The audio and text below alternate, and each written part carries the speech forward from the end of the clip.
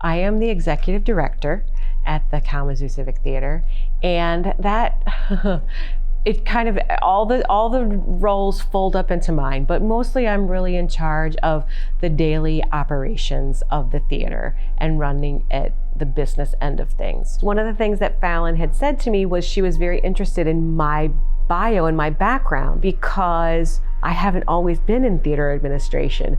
I spent over 20 years as a lawyer. So I was an advertising and promotions lawyer, but with a strong interest and background in theater. But having that business background is really critical.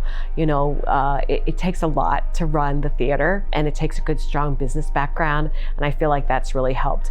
How would I describe the students' level of engagement during this job shadow today? We've really had our students kind of sit with each job position and have them walk through what their job is like on a day-to-day basis. And I think Fallon's been quite engaged and has asked some really good and really insightful questions. The most interesting thing from today is I was just talking to Laura Civc, who I'm shadowing, and she used to be a lawyer, and she said she's been in courtrooms more for the Civic for her work here than she ever was as a lawyer, which I found very surprising because you don't really, when you think of theater, think about a whole lot of legal things going on. And it's very convenient for Laura that she has a law background that can help her with some of those things. I think the job shadow has just sort of helped to highlight that there's like often a lot more going on